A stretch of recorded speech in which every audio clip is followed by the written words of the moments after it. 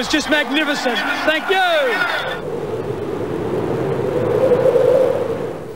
I personally sat back and thought, well, how much better would it be winning a second one?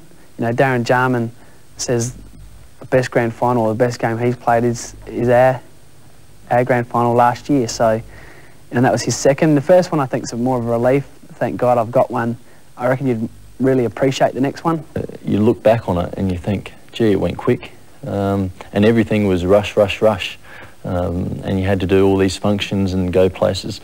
And when I look back on it, I think I would have done it a little bit differently and enjoyed it in my own way. And I think the experience of that first one now will set me up for the second one. Well, obviously we already knew Malcolm at the start of this year, but he quickly reinforced that there would be no premiership hangover, and blokes who did have a hangover would soon be woken up pretty quickly. It's becoming very professional. Everything is measured, body fat, times in training, running, 5K, 1 kilometre time trials, and there's a lot of pressure on, and really you don't want to be left too far behind. There's nothing worse than being left at the back of the field. After missing out last year, it was a big disappointment for me, but knew I was a big part of getting it there, along with other blokes like Modra and Vardy and Tregenza and Liptak, and obviously I was pretty keen for the other lads to fire up again this year and have another chance of playing in the grand final. And we're underway. Stevens, Piccioni, taken down.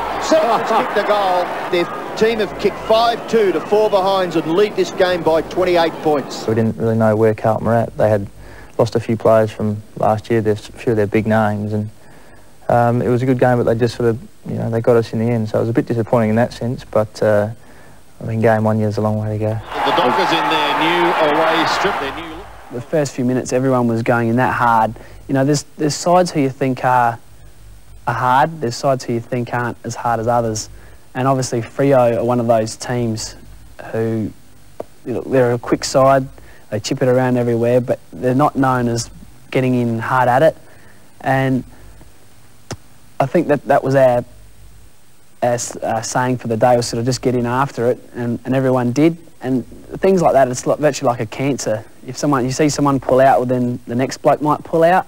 Whereas if he goes in hard, then the next guy does it. The grand final replay, the Crows versus the Saints. St Kilda was very similar to Carlton, although I don't think we were in control of the game at any stage. Myself, Rennie, Jarman, I think Smart even copped a bit of a posting that day. Well, I looked over, I was on their left, and I looked over to my right, and I had a bit of a grin actually. I shouldn't be saying that. But looking at Sean and Mark, and they looked very upset, but I was kind of, oh, well, we're on the bench, we can't do much about it, and we haven't really played too well. It was a bit puzzling while we were all there, and because we were still in the game in the last quarter as well, and you know, when you looked across and you're seeing Rennie and Jarman and Nigel, I sort of thought maybe there is something going on here, he's trying to get a message across. Mentioning senior players like that, for the young guys who are in the room, or even the sort of fringe players hear that and see that, and they go, okay, this guy is fair dinkum, and it gives them respect, and they think, well, okay, he's not going to treat this guy any better than what he's going to treat me. We play Port next week. Is it 1-3 again? You know, I don't know. Just too hard to think that far. Again, they're locked behind closed doors. The blackboard is out and the video is working overtime. But I suppose Malcolm Blight benching those players, they did kick 3 goals when those players were on the bench, and he's making the point, it doesn't matter if you're Mark Rasciuto, Sean Wren, Darren Jarman, Nigel Smart, if you're not playing the sort of footy we want you to, you will be benched. Showdown number 3. I really enjoy playing Port Adelaide, and the reason for that is the expectations put on the team and individuals and myself by people outside. They're the Port Adelaide people and they're the Adelaide Crows people, and they have really high expectations, and they put the pressure on all the players that this game is very important. They don't care about the next week or the previous week, they just worry about this game. We have to beat Port Adelaide, and it does raise the bar a bit, and I think both teams respond to that. Over the top, Kingsley, McLeod, fleet of foot does nicely, snaps, magnificent snap, goal! You do not want to lose to Port Adelaide, and when it does happen, it does really hurt you, because you've got to go to work the next day and thinking, oh God. But especially for the whole week, you're feeling like a loser. You know, most times you can sort of get over that after the next day, but losing to Port Adelaide, you're a loser for the whole week until you win again. I suppose the difference is this year that the 3 games we've lost, we've actually been in. And, you know, when you're on an average losing margin of probably about 13 points now, and any Einstein doesn't have to realise that's not much in footy. And so, once again, I mean, you feel empty that you haven't won, but you think, when's this going to turn? I mean, did we use up all our luck last year, or do we, you know? All important for both clubs. I don't know about Geelong, but certainly when they come to Football Park, they seem to change totally from the team that plays at Kardinia Park. And it was a little bit like, well, we're playing Geelong. There's certainly respect there because we've played them at Kardinia Park and they've beaten us. But there seems to be, I don't know, just an element, we've got the edge on them. Crows now the chance again. Buster steps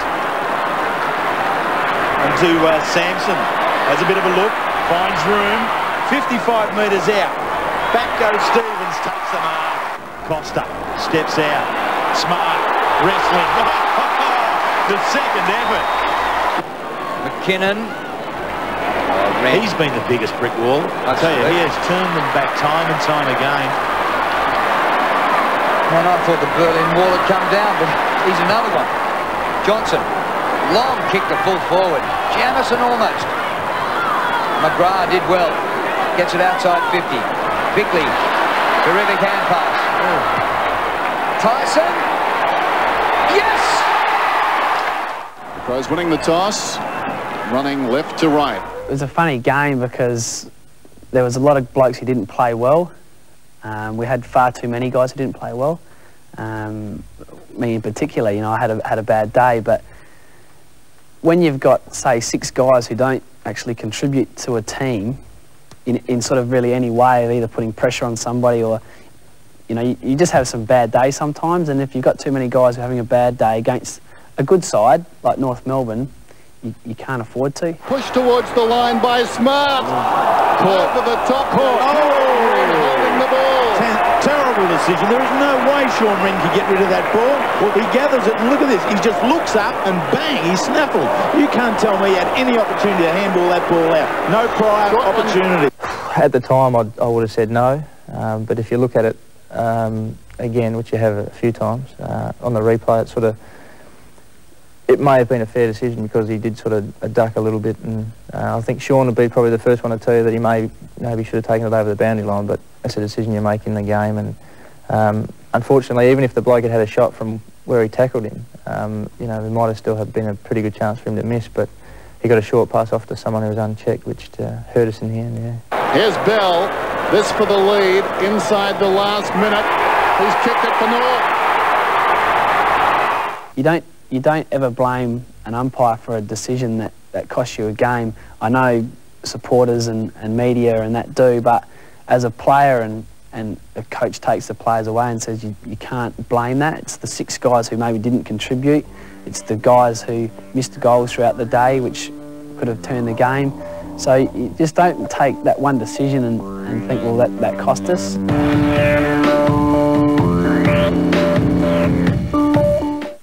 This news update is brought to you by Australia's Colonial. Good evening. Victorians will wake to a hot shower tomorrow, almost 2 weeks after the Esso explosion cut gas supplies. Gareth Evans says he won't quit politics, but he no longer wants to sit on Labor's front bench. Experts fear Australians will be exposed to record levels of radiation from the biggest ever hole in the ozone layer. And The Boys gets the most nominations for this year's AFI Awards. More news later tonight. The October issue of Which Car compares the Camry Conquest, new Falcon Futura, Commodore Acclaim and Magna Advance. Once again, Camry was the best buy. Simply because it can't be bettered in a blend of performance and economy. Surprisingly, perhaps, it wasn't the bigger engine Falcon and Commodore which had the best acceleration, but rather the Camry. Test drive one to find out why Camry is Australia's best family 6-cylinder car.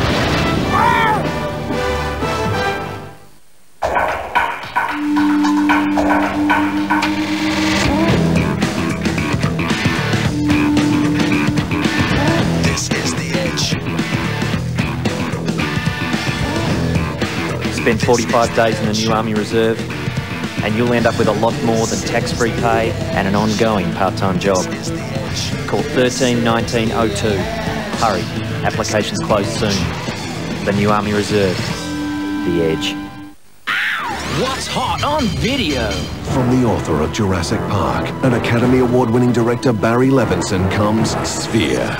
Dustin Hoffman, Sharon Stone and Samuel L. Jackson travel on this terrifying voyage of discovery to uncover the secrets of a 300-year-old crashed spacecraft lying at the bottom of the Pacific. You're not alone out there. 40 yards, move, move, move! I'm not gonna die down here. Sphere. Grab it on video.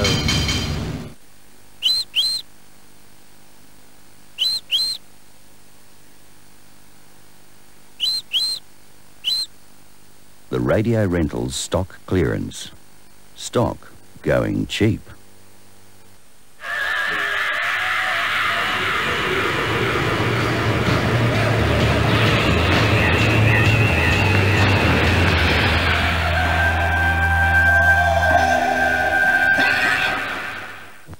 Tomorrow night, Tony Modra talks to 7 Nightly News exclusively, flying high for Freo, the deal that sent him packing. Just looking forward to playing with Fremantle. His hopes and fears, his first game at Football Park in enemy colours, Tony Modra and his future on 7 Nightly News. Then on Today Tonight, Australia's filthiest tenant. You think we've seen the worst, but this takes a cake. Ruining a pensioner's life. Why don't you explain yourself? The house was so bad they had to fumigate it.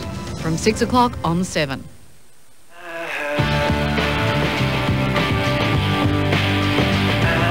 Just from winning that one grand final doesn't give us respect. If we have a bad year this year, the respect's probably all gone straight out the window. And we're back at Football Park. They did come back strongly, but I think we played reasonably well and shut them down and held on to win, which was very important. They've got to kick a goal here, the West Coast Eagles. Morrison unloads, long downwards, ball forward. Plenty of pros get back. Loose ball at the back. Kepler's got it, but he's missed. That was the chance. You do actually look at the clock and you think, well, okay, it's getting towards the end, but you just never know when that siren's going to go. You know, sometimes quarters can go for 35 minutes and that sort of thing. So you're looking and you think, oh, God, and they keep getting it and going down, kicking points, kicking goals, and you can't do anything to get it down your end. And in those times, you get very nervous and you try and obviously do something special to try and get the team back on track and or hold it up or do anything, but they got a run on and just started coming back at us. But you know, lucky the siren did go, I suppose. If it was any longer, they may have stole it. And it is, of course, Nigel Smart's 150th game. 150 is good for me, but certainly I think all the minds of the supporters and the staff here and that will be with Rennie with his 100th.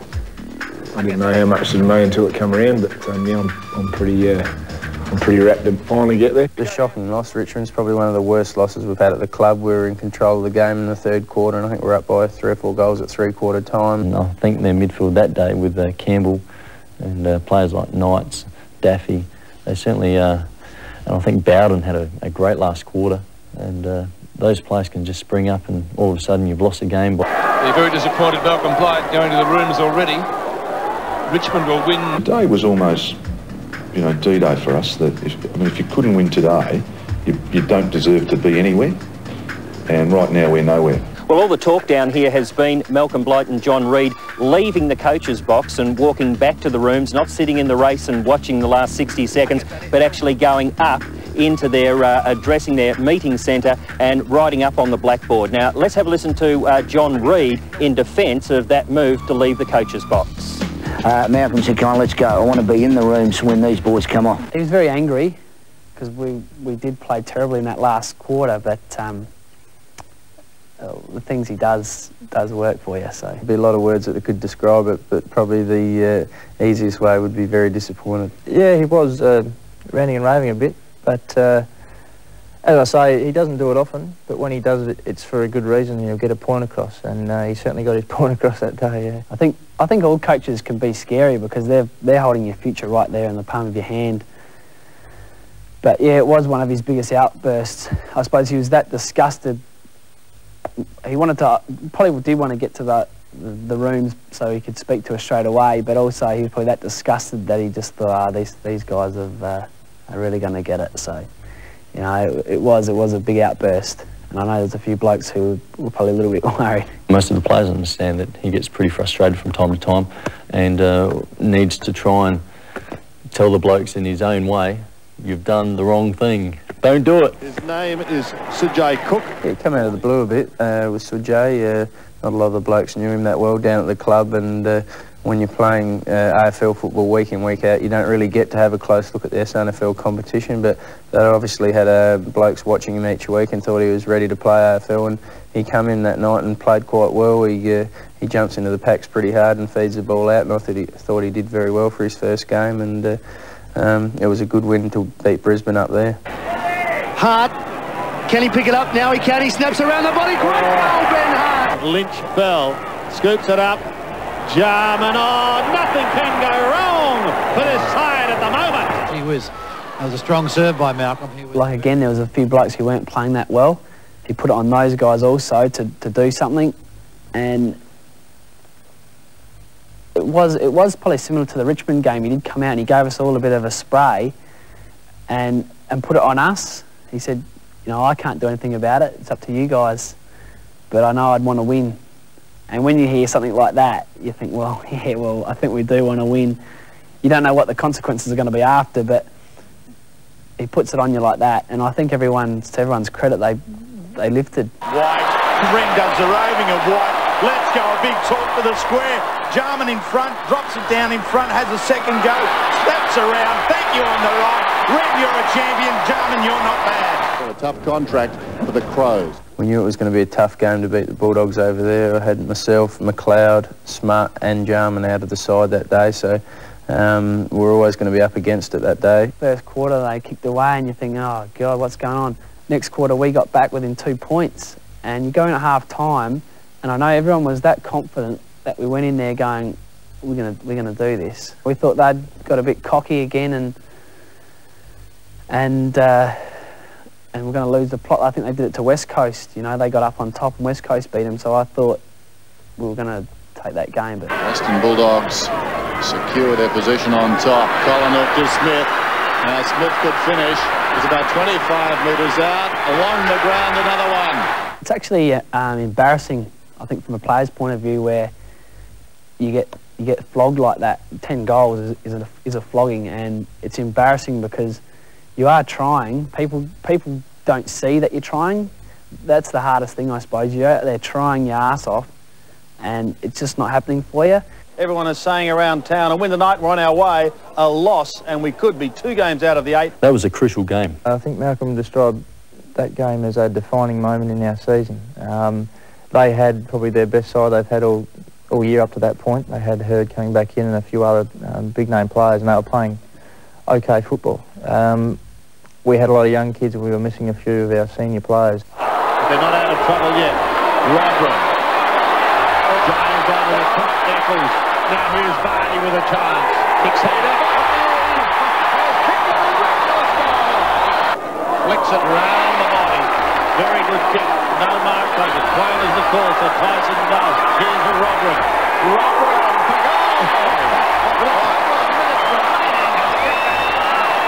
It was a long time since the crowd had really got involved, and you can notice a difference on the field. It was a first time for a long time that the crowd was continuous in their support. Sometimes it ebbs and flows depending on how we're playing, but because it was such a great game, that the crowd was really enthusiastic. This could nearly be the lowest crowd at the MCG for a Collingwood game. I can't even remember the game. I can't even remember the game.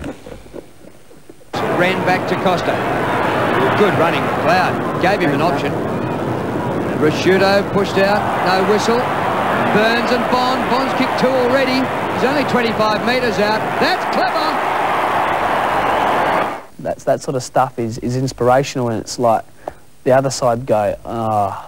It's just one of those things where you sit back if you're the opposition team and go, oh, God. Robran. Bond for his 4th. Great hands, running away from goal, now gets a sight of them and snaps back to goal, another one. He certainly is he's a character, and one of the players that you need in the club. That he loves life. He doesn't train too hard.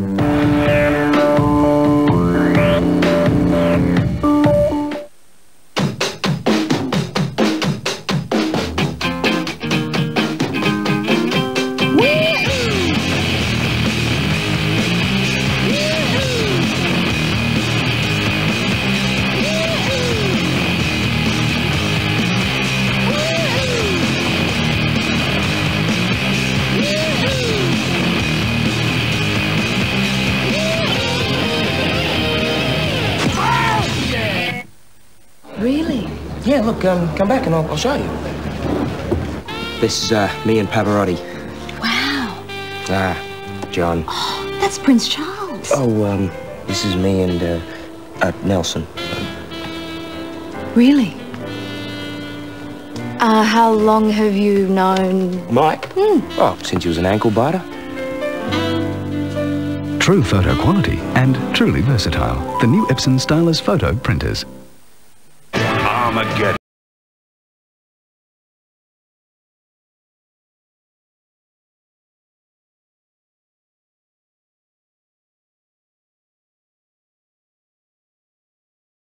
Plus explosive tracks from ZZ Top, Bob Seger, Sean Coleman, John Bon Jovi, Our Lady Peace, Journey, and lots more. Get the music that's in the movie, Armageddon, the album. Napro Vital Colours. Never before has permanent colour been so intensive. With almond protein and apricot oil, Napro Vital Colours completely covers grey. Intensive colour, healthy, vital hair. From Schwarzkopf. The Epson Stylus photo is only part of the picture. There's a whole new range of Epson Stylus inkjet printers to choose from. Experience the quality for yourself. Friday, 7:30. It's an hour bursting with some fabulous ideas. See how to let some country charm into your life, wherever you live. Lovely. Best part of it? It's never going to be out of fashion. Friday, 7:30. The Better Homes Country Ideas Special on 7. Saturday, the explosive motion picture event. Disaster coming right at us. Stay in the basement. All on one earth-shattering night. The inevitable is here. The sky is falling. Asteroid. Saturday, 8:30 on 7.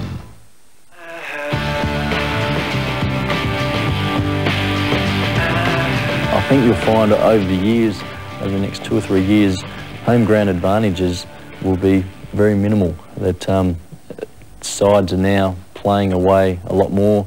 They're used to it. Malcolm Blight has already thrown his big, tall young Marsh up forward 202 centimetres.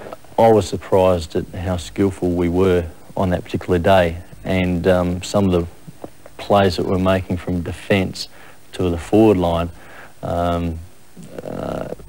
basically left me thinking, geez, we're playing pretty good football today. The target there was Dunkley. He's going to be asked to do a lot today, Dunkley. Bickley tapped it superbly to Rasciuto. Champagne footy and hits Marsh. Oh, that was good. Particularly with Ben Marsh on the end of a few of those, and Ben striding out from the goal front and taking these marks in front of Paul Roos and giving him the run around, and then thinking, well, I hope he kicks a goal, and he's like Dead-Eyed Dick. The Crows were magnificent on the weekend, and someone who thought they were equally as good was Sydney coach Rodney Eade. The skill level they've got some super skilled players. I think they're a terrific side. You have a look at the talent they've got. There's not many blokes in their side that can't hit a teammate from 40 metres away. And they've got a couple of blokes to come back, so yeah, I think they're as good a threat as anybody to win the flag. You don't take it and say, oh, well, there it is, we're going to play in finals and we're going to, you know, go pretty close again. You don't think about that at all, but it's just something that I suppose sits nice with you, but there's always, as I probably said before, there's always another game, and it's funny that you're only remembered for your last game. Sometimes opposition coaches can give you a bit of a rap too to get you, feeling maybe a bit better than you should, but obviously after giving them a good beating up there, we were in good form, and maybe it was, he probably just wanted to say that to make his players feel a bit better as well. If Adelaide wins this afternoon, they could move up to third. I actually think it was probably one of the coldest days I've ever experienced playing footy ever since I was a young kid. I think the only time you sort of get as cold as what I did in that last quarter was when you're playing mini-league. It's a hurried kick again inside 50. Difficult to take a mark. They need someone at ground level. Jarman with a bit of magic. Bounces through. Well, will Tony Modra start on the bench or on the field? We'll find out shortly. The one query I had with Tony was he had done a lot of rehab, he'd done a lot of training, but there was a doubt in my mind, okay, just to bring him back like that. I'm 100% fit, and then it's really up to the club then. I mean, they'll tell me tomorrow night after the last final training session to let me know whether I'm playing at Friday night against Carlton or playing with Westies on Saturday. I've got no doubt Tony will play this weekend. I think he's, you know, we've never actually picked the side prior to Wednesday night, as you know, and we'll see how he goes tonight, and I'm sure he'll be fine. Well, I'm backing that he will definitely line up for the Crows on Friday against Carlton. He trained extremely well, Stephen Trigg, the media manager. Well, he trained very well, and I think if you were a betting man, you'd probably bet that he would be a better than even chance of playing in the seniors or in the AFL scene, simply because he'll take one of their very best defenders. Now, I mean, despite all the talk during the week, we'd really like to beat Carlton, so that's the plan. I think he got there about 4 hours early. Like, I'm quite amazed sometimes when I walk into a game. Tony's already changed, okay, and we've got 2 hours to the game. Most of the players arrive an hour and a half before the game and go through their routine, but Tony was strapped, changed, socks up, kicking the footy around, and I think by about the start of the game he had already played a half a footy already. He must have been pretty tired. And Modra comes on. There's certainly a buzz around the stadium now. Smart running, and this is what he was doing in the first quarter, Nigel Smart. He goes for Modra. Manton's back there, but Modra's done well.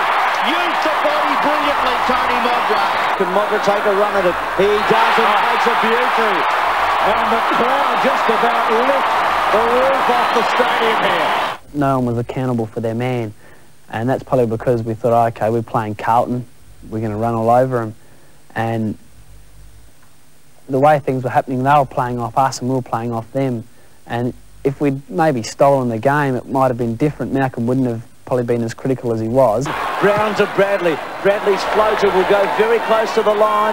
Ratton, good effort, Sampson, but it's still in play. So the Blues, Ratton kicked the miracle goal. Unbelievable. And I personally don't think we were ever really in that game. You look at our first quarter, and their first quarter, they just had a lot of scoring shots but missed. We kicked all ours. We were never really in it, I don't think, from the start. But, you know, I know Lippy actually said to my wife at the time, he said, I can see us winning by 20 goals here. And Lippy's a bad gambler, so no one believed him. And she just sort of turned around and said, Lippy, I know what you like at gambling, so don't even say that. And in the end, we got done. If you're going to be around footy, you know, don't expect pats on the back all day in life. And I don't. I mean, there's things that you do that you see as fit as being coach of this footy club, and I'll continue to do so. Whether people like them or dislike them, it's not my problem. Now, we've been in this environment a fair bit in the last 18 months, and we've always bounced back pretty well. So, you know, I'd like to think that, you know, the test of the LA Football Club this week is it is bounce back mode, and it is professional mode, that, okay, we had a baddie, but we can actually do something about this week. Both teams desperate for a win. And Mark Ricciuto was probably, you know, our best player by far that day, and of course Jars kicking 8 goals up forward. Connell again, handball to Jarman, who should finish, and he did. 16 kicks and 11 hand passes. He goes for the big torpedo, gets onto it, kicks it to full forward. The mark's been taken. It's an Adelaide mark, Darren Jarman. But the rest of us, yeah, wasn't as if we didn't contribute, although probably some blokes, I was probably one of them, I had probably one of my poorest games for the year. Yeah, but I mean, it's tough, and when you don't play well, you probably don't expect to be within 1 point, so it was pretty, again, pretty disappointing considering that we set ourselves to win. But Freo certainly were pretty physical, they were strong in the ball, and our game and style just didn't click all night. And I remember I was playing halfback flank, and it was the first time I've ever been tagged at halfback flank by a guy called Clement. And he just played a very, very tight game on me and really shut me down. I ended up having to play in the forward lines to try and even shake him. So that was a learning experience for me, that it got to the stage where teams were looking at tagging me on a halfback flank, which I found quite strange at that particular time. Ricciuto down the ground. It was young Marsh who got it to him. The kick to the pocket. Oh, magnificent mark by Darren Jarman. Could kick this. He could go all the way here. They trail by a point. He could kick it to Sampson. He ignores that. He's going to kick it himself. No, Jarman. A very sloppy kick by Darren Jarman out on the full. Blighty's got a rule, if you can try torps, but if you miss one, muck one up, put it away for a day, and I suppose he put it away after that. Really, we rate Darren probably as one of the best kicks in the club at a set shot. Certainly, when I challenge him, I usually beat him, but that's another story. Oh, I can just remember running around the last 5 minutes and thinking, I hope we're not going to lose by another less than a goal again like we did last week against Carlton, and it turned out to be that way, and obviously didn't sleep too well that night after the game. They both want it so much. Smart. School Smart. High ball. Is it a point? Is it a point? It's not. He's missed the lot. And the Dockers have won it. The Dockers have won it, I think. Can you believe it? They've won it. Losing that game, and I think I had the last kick of the game. There was a left foot skyward ball towards the points. I'm sure it was a point, but the umpires disagreed and said it was out in the full. But it was very disappointing to lose that game. That's when sort of Malcolm took us into the room after the game, and I think most of the blokes were thinking we're going to get a spray here because we weren't good.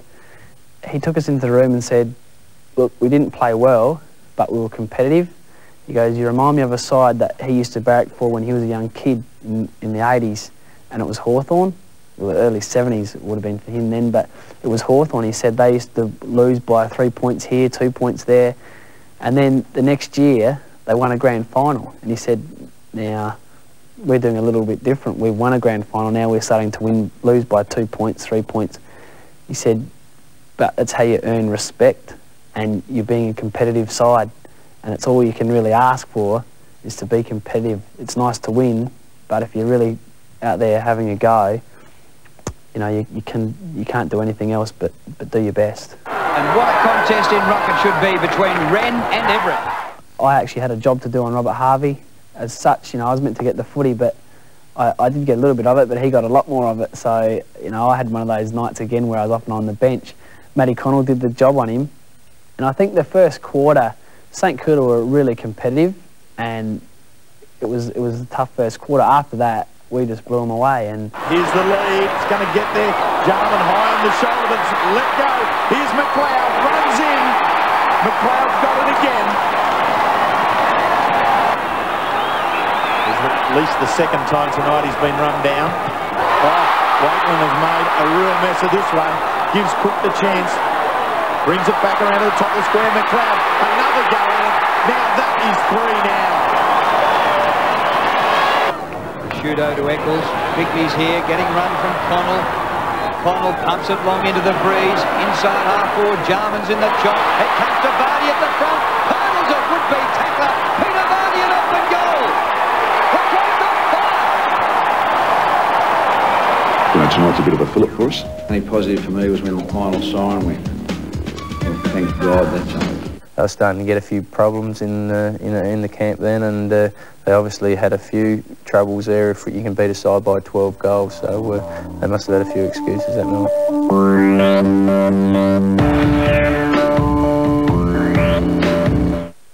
The October issue of Which Car compares the Camry Conquest, New Falcon Futura, Commodore Acclaim and Magna Advance. Once again, Camry was the best buy. Simply because it can't be bettered in a blend of performance and economy.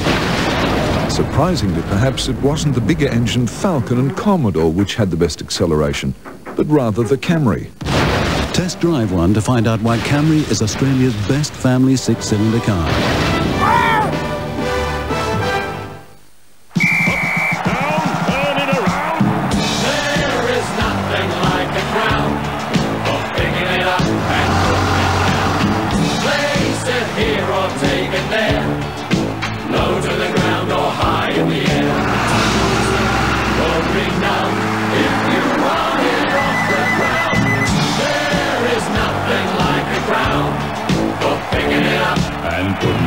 There is nothing like a crown.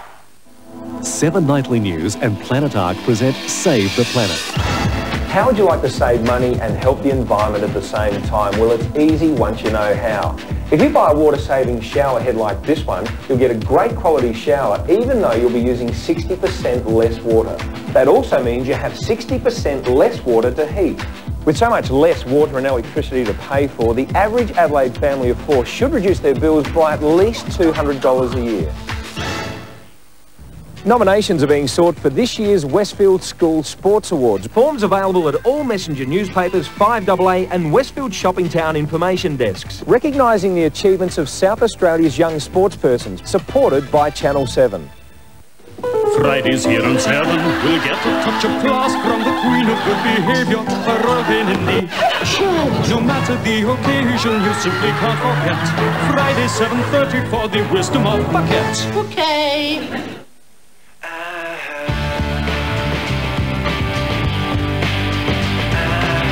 Roddy's an amazing coach in the fact that he gives everybody so much confidence within themselves to go out and do things. If you make a mistake, he understands obviously that you're going to make mistakes out there, and you know that if you make a couple, you're not going to be dragged for it, and so you've got the opportunity to redeem yourself and make it better. Whereas a lot of other coaches say that, but as soon as you make a couple of mistakes, you're either off and they're talking to you about it, or you don't play any further part in the game. And it looks like the Crows have sent McLeod and Vardy into their full forward lines. A lot would probably disagree with me, but I thought that was a big turning point in the season, that as playing at Fuller Park and being a very, very difficult game, and to win that by 60 or 70 points, I think, in the end, and really run over Port Adelaide after all the hype, and they were really pushing for a finals 8 position as well. He's 80 metres out from goal. He keeps it low. Port had numbers, but the punch comes to the front. Big chance now of Jarman. 35 metres out. DJ gets it there. Back to Connell. Connell pierces the 50. Rodri with a run at them. Once he got there, should have taken the mark. Flips out the hand pass. Jarman further afield, and Vardy goals. Things just went his way. It was like the Peter Vardy show in the last quarter, I was saying to my Port Adelaide opponent, which was quite funny because it didn't seem like he had an opponent on the day. It was just running around taking marks and kicking goals, and ended up with a bag full. Oh, here's Rashudo on the run again. Roo, roo, roo, they yell. And Vardy, he's followed on 4-4 from last week, 6-6 this week. And that is 7. Oh, it's good fun, mate, and makes it a lot easier when the boys bring it down to us a lot quicker. The midfield played really well. Mate, you absolutely killed Port today. Could you expect that? Oh, well, we've been coming in some good form, and we thought if we stuck at it, we could do it today, so, yeah. You absolutely killed them today, can you believe it? It was a good team effort. We just sort of stuck at it all day, and pretty hard at the ball, and it turned out well for us. The midfield just right on top all day. Yeah, it was good. We sort of got a run on, and that's where a game's won or lost. We set ourselves this one, and it's a good result. I think when we look back on the season, whenever that finishes, you'll say, well, it might have been one of those almost years that you could have actually been sitting on top of the ladder now, but you also could have been 10th. And I'm still not sure where we sit. I think we'd be the same as probably 5 or 6 other clubs. I was just thinking, I don't know if it would work right, but you could actually win 12 games this year and not make the 8. I think everybody felt we're that much better than them. That's how I think everybody felt. The Crows have never won at this ground.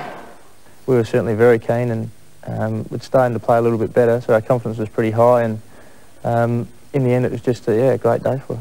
McLeod goes to the pocket, and Modra looking intent on using the body and takes a very good mark under the circumstances. I like Mark Rashudo too. He's going back and steadying. Tony Modra! Welcome well, it's not as high as he normally gets up, but he's up there. I think the Geelong game, Andrew McLeod, who his third quarter, he had 11 kicks or something in the paper, but his third quarter in the middle was sensational. Marsh knocks it down again into the path of McLeod, relishing this role. Look at him go. McLeod, Modra gets on the end of it. And that's breathtaking football. 1 versus 4, yeah, it's one of those clinkers in the ear. What North Melbourne primarily do is they rotate a lot of players around the field. They tend to try and shake players off so the opposition side virtually is uncontrolled and doesn't really know who they're playing on, and certainly they did a pretty good job in the first quarter, and at quarter time Malcolm Blight was ropeable, okay, knowing that we'd fallen for the 3-card trick that North Melbourne had played.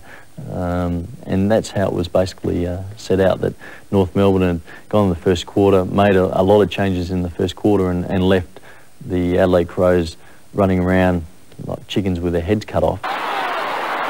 Ormond Allen's kick is only short, straight to David King. He says, get out of my way, I'm going for goal, and he does, straight through the middle. Players don't have to get coach's permission to change positions, okay? It's a wink and a nod, all right? And that's how games are won now, that you'll find that the Western Bulldogs, North Melbourne, the Adelaide Football Club, and probably a sprinkling of the other clubs do it pretty good and do it constantly. He just said, look, sit down, and he just said to us, look, these guys are ringing rosing you blokes, and like, because they can see it from the bench, it's a lot easier off the field to look down and see what's going on. And he said these blokes make a living out of this, you know, they do it to everybody, and that's why they're such a good side and all this sort of thing. He said, so we're going to do a few different things.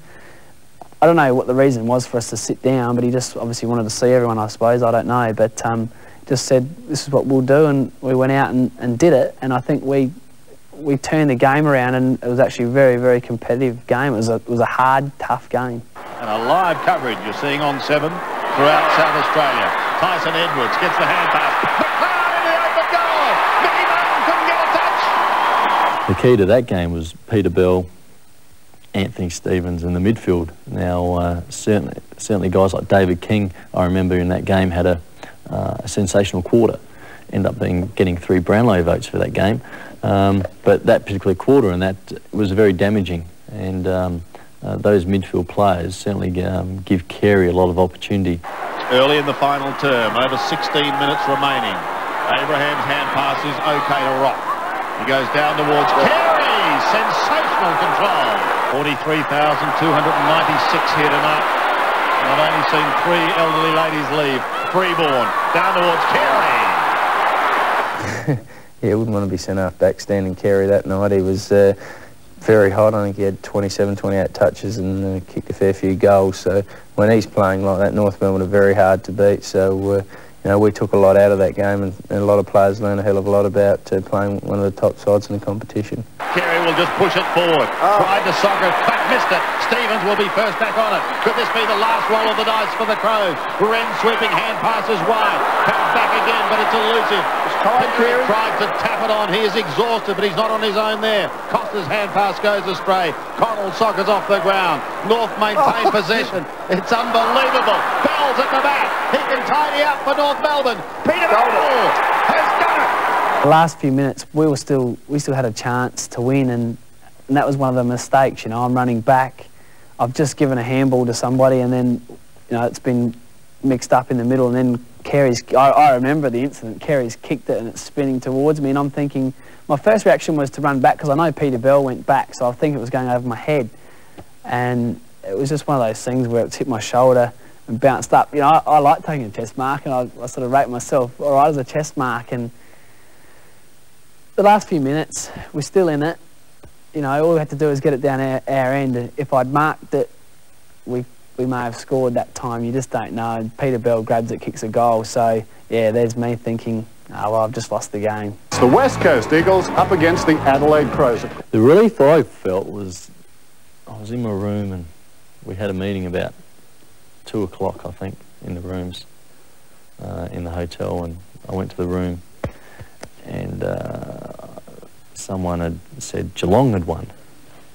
Geelong had beaten their opponents on the day. I forget who they were. Therefore, we were in. Across the half-forward line, Rotherham gets rid of McIntosh to swoop on it as Modra. What a goal by Tony Modra! With things just going our way, and certainly the momentum started to build. Tony Modra had a great third quarter, kicked a few goals, crucial time, and it all just seemed to play in our lap, and it was just a good, solid game to play in. And to get our first win over there, it was just a historical moment, I think, for the club. We'd then achieved the feat of winning in every state of Australia in that year.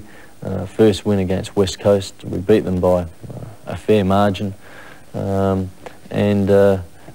It's great to play in a game in the last quarter where you're doing it on the bit. Okay, it looks like a training run, and there were stages of there that it was very enjoyable.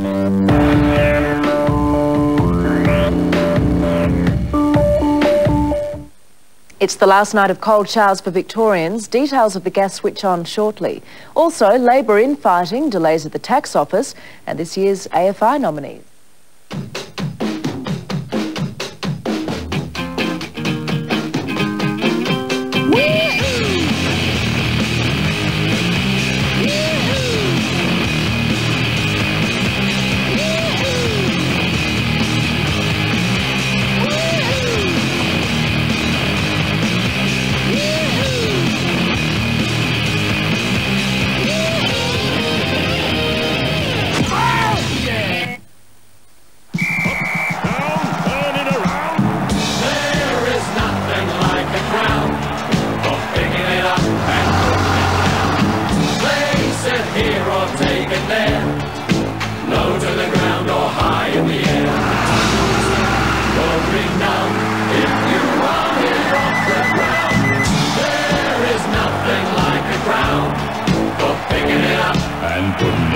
There is nothing like a crown.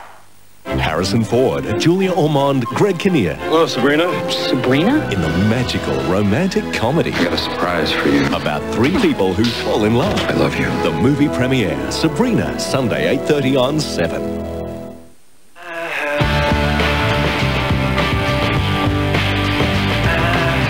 And Malcolm Blight's philosophy is then make the finals, and then that's the first hurdle. The second hurdle is just winning the finals after that.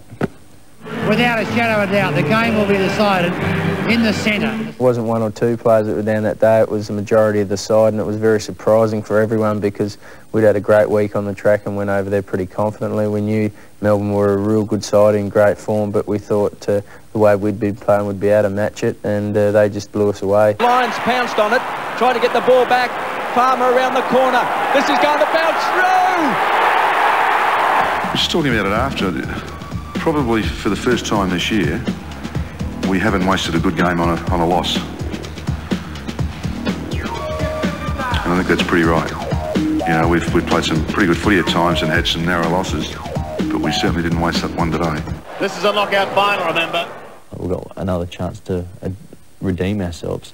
And Malcolm Blight, he made some subtle changes at training, just lifted the bar a bit. Have you spoken to Tony? Yeah, I've spoken to Tony, and at this point of time, I'm sure you'd understand he's pretty disappointed. We were prepared to play. In those kind of conditions, you need a fierce attack on the ball and to get the hands on the ball first. I think a couple of the Swans players remembered something happened earlier tonight. Vardy to kick number 6. He's done it again. He's done it again. Vardy's kicked 6. Have a look, he just picks it up one hand, runs past Paul Roos, takes his time. Shelling peas. Bang.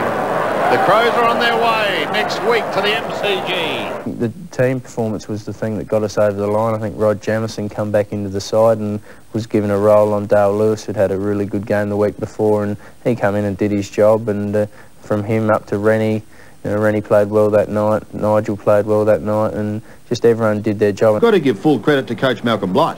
Yeah, there's certainly a bit of confidence around the club, that's for sure. I mean, I think there was realisation last year that we can actually do it and we can match it with the best. I said to countless people before that game it would be the hardest game that we'd play all year. I rated the Bulldogs, along with North Melbourne, as the two best teams in the competition. Ian Worth a kick down towards half forward. Here it is. Look at those corners to McLeod. Going at number 5. He's got it. Robran looking for his third of the second half. Kicks through the ball.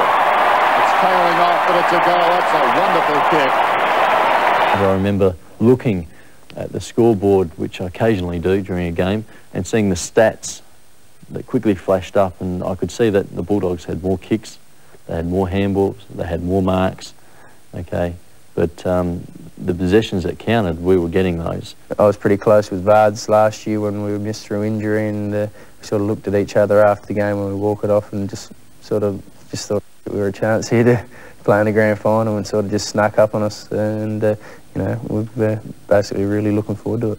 I was mentally and physically drained after that game, and in the rooms I think a lot of the players were just relieved that we had got through it. It was totally different last year where we'd got over the line. It was euphoric in the rooms.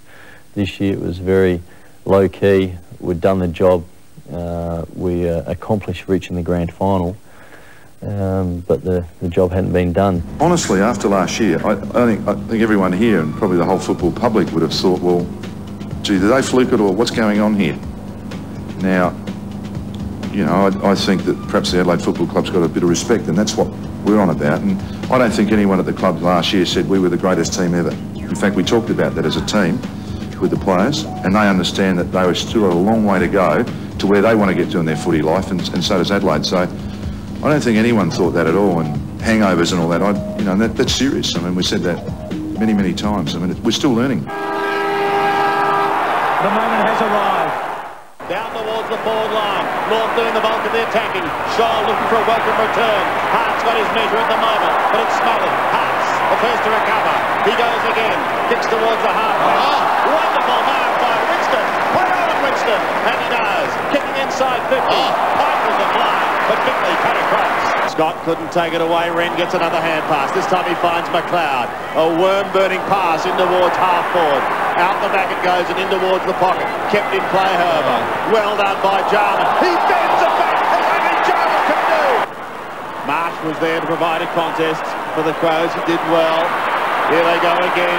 Kane Johnson lets one go. It's long. Vardy! Couldn't take the mark. It doesn't matter because Jarman is there. And Jarman is back too. Now maybe the Crows will get another crack at it. Goodwin lets one go. Pumps it along. Archer's in the pack. No one able to take it. Here's McLeod. McLeod gives it to Vardy. And Vardy puts it through. He's kicked the goal. There's 7 points in front. Here's Robrin and Martin. Smart in front. Freeborn's got him. He gets a kick. He gets a kick. Spills back out towards the half-back line. McLeod back onto the ball. Tries to sneak away. Plenty of options. Jarman. Vardy. 20 metres out. Very sharp angle. But you can guess the result. The Crows are home. It's ticking away. They've done what we thought was impossible. They've been to Perth, to Melbourne, to Sydney, to Melbourne, and they've come back. Number 5, Kim Costa. Number 7 is Nigel Smart. Number 32, Mark Rasciuto. Number 34, Ben Hart. I've played footy since I was a 5-year-old kid, but football clubs are great wherever you go, and you just learn and have some good times everywhere.